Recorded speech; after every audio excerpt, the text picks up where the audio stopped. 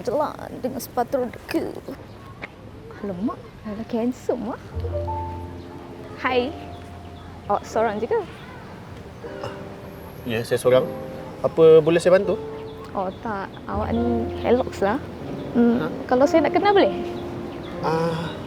Tapi I'm married. Dah kahwin? Tapi tak ada cicit kahwin pun? Tak ada. Ni ha. What?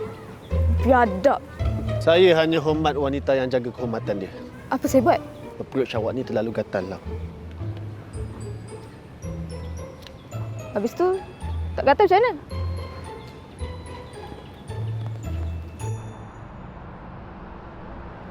Kalau you belanja air bingsu, I sayang you. Jangan kata bingsu. Restoran ni pun I boleh belikan untuk you. Kalau ada dua restoran I belikan untuk you.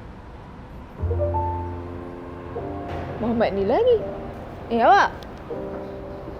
Sebenarnya, selalu juga nampak awak kat sini. Saya Farah. Saya stay kat Kajang. Awak stay mana? Saya? Ha. Saya stay single. Jom.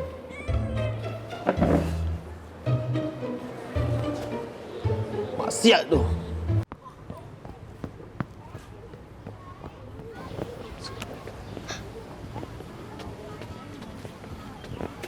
Awak? Hai, Farah. Awak ingat nama saya? Ha? Mesti awak suka saya kan? Ha? Ya, awak tahu tak semalam saya tak boleh tidur tau fikir pasal awak. Awak, saya bukan tak nak berkenalan dengan awak. Cuma... Awak ada sakit apa-apa ke? Awak ada awet? Tak. Kau memang dah kahwin betul? Tak. Cuma saya... Saya bengkok, Pak. What? Ini partner saya. Saya bengkok. What? You ni kenapa? Elok-elok macam ni tapi bengkok. Penat lah. Kenapa tak ada lelaki yang nak kat I? Padahal I ikhlas je. I kan ada. I ikhlas je tau. Punya apa tu? Hey, ni I lah Farah. I Fikri lah Fikri. Mungkin penyakit skizo aku datang balik kot. Kenapa Kenapa lagi tak nak kat aku I kan ada untuk you. Dah lah bising lah. Dunia ni tak adil. Ada lelaki tapi bengkok. Peluh tangan kau. Bro, terima kasih lah berlakon jadi kunyit Kotak perempuan tu gila tau. Dia mesti ingat aku kunyit. Maybe you yang berlakon. Tapi I tak. Sikit. Laki pun tak selamat sekarang. Mati kau.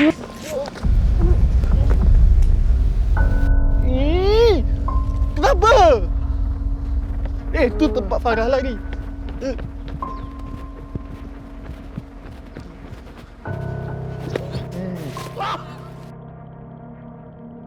Disebabkan wanita, aku mungkin jadi bengkok. Tackle mamat tu lah. Hai awak. Saya Fikri. Saya suka kat awak. Alamak. Tak ada yang lain ke? Yang sado sikit ke? Saya je lah yang ada. Punya apa tu? Alah. Siren bomba lah. Kebakaran. Awak. Awak nak pergi mana? Marilah kat saya.